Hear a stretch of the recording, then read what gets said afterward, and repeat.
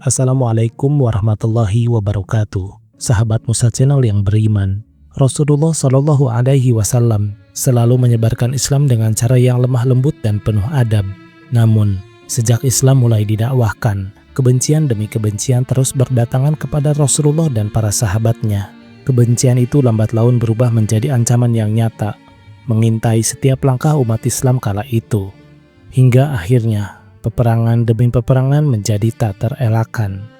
Beberapa di antara peperangan itu berlangsung dalam kondisi kekuatan yang jauh dari kata seimbang.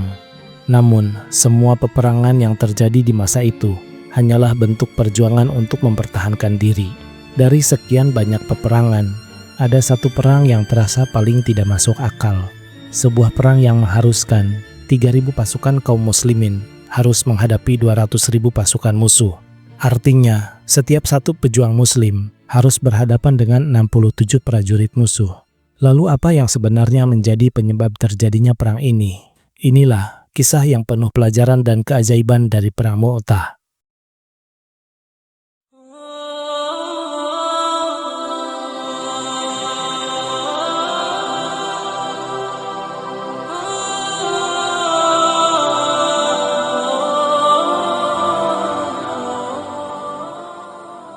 Langit di atas bumi Mu'tah membara merah, seolah menyiratkan firasat tentang apa yang akan terjadi di sana.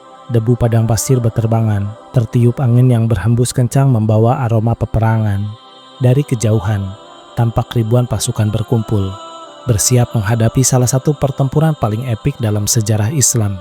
Di satu sisi, 3.000 pasukan kaum muslimin yang gagah berani akan menghadapi musuh di sisi yang lain, yaitu 200.000 pasukan Kekaisaran Romawi dan sekutunya yang berdiri seperti tembok yang mustahil untuk ditembus. Rasio kekuatan mereka seperti lautan melawan tetesan air.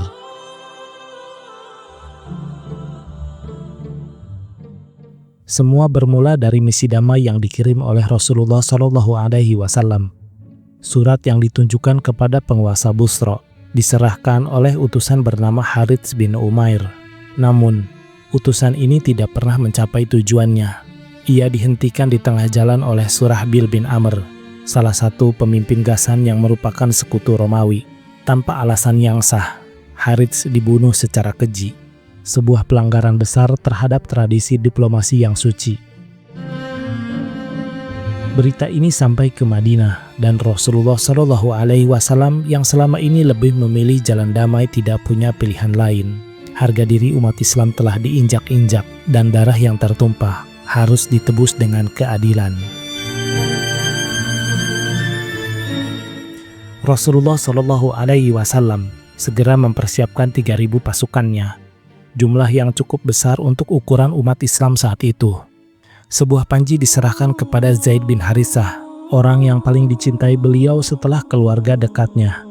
Di belakang Zaid ditunjuk Ja'far bin Abi Thalib sebagai pengganti, dan setelahnya adalah Abdullah bin Rawaha. Rasulullah memberi arahan yang jelas. Jika salah satu gugur, maka yang lain akan mengambil alih komando. Beliau melepas pasukannya dengan doa, sementara mata para sahabat berkaca-kaca memahami beratnya misi ini.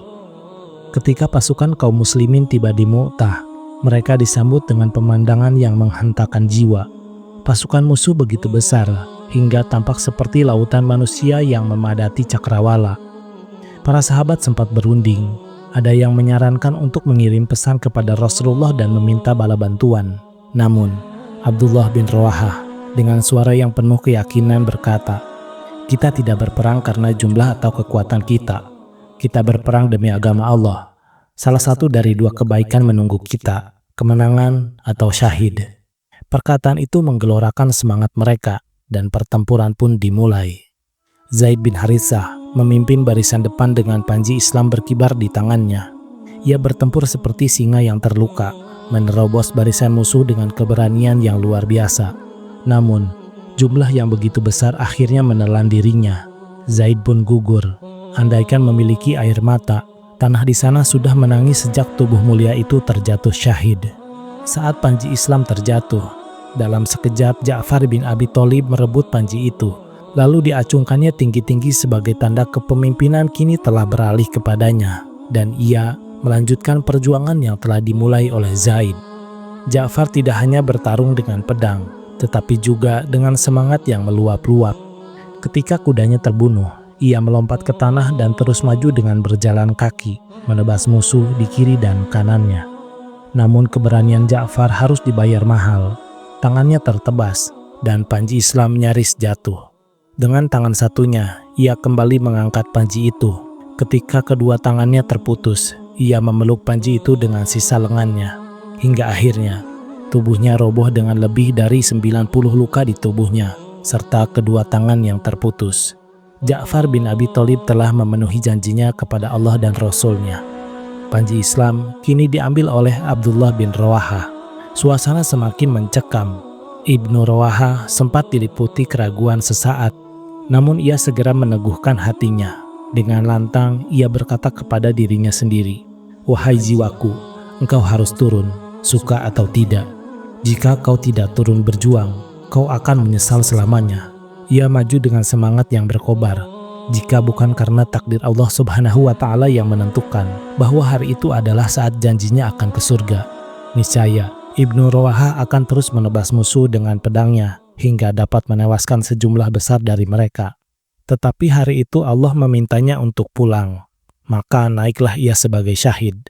Jasadnya jatuh terkapar, tetapi ruhnya yang suci naik menghadap Zat yang Maha Pengasih lagi Maha Tinggi. Ketika Abdullah bin Rawaha gugur, suasana di medan perang semakin genting. Dalam situasi itu, Sabit bin Arqam dengan sigap mengambil panji Islam yang hampir terjatuh. Namun ia tidak berniat memimpin pasukan. Dengan suara lantang Sabit berseru, "Wahai kaum muslimin, siapa yang lebih layak memegang panji ini?" Semua mata tertuju kepada Khalid bin Walid. Mereka tahu keahlian Khalid sebagai jenderal yang luar biasa meskipun ia baru saja masuk Islam. Khalid bin Walid awalnya menolak dengan penuh rendah hati, tetapi desakan dari para sahabat membuatnya menerima tanggung jawab tersebut. Akhirnya Sabit bin Arqam menyerahkan panji itu ke tangan Khalid bin Walid, dan sebuah babak baru dalam pertempuran itu pun dimulai. Di tengah kekacauan peperangan, Khalid bin Walid memegang panji itu dengan teguh. Dengan keberanian luar biasa, Khalid melompat ke tengah medan perang. Namun ini bukan hanya soal menggenggam kata suci. Ini adalah momen yang menentukan kelangsungan pasukan kaum muslimin. Khalid dengan penuh kesadaran memahami bahwa ia harus bertindak cepat untuk menghindari kehancuran total. Khalid bin Walid mengatur ulang barisan dengan ketangkasan seorang jenderal yang luar biasa. Ia memutar otaknya di tengah gemuruh pertempuran, menyusun taktik yang akan menjadi legenda. Dengan cerdik, ia memerintahkan pergantian posisi pasukan.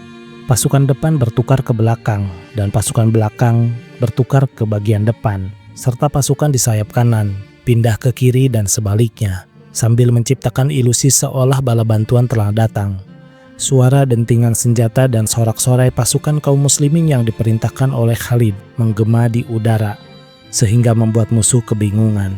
Pasukan musuh yang menyaksikan peristiwa tersebut mengira bahwa pasukan kaum muslimin benar-benar mendapatkan bala bantuan. Mereka berpikir bahwa kemarin saja dengan 3.000 pasukan kaum muslimin, mereka sudah merasa kewalahan.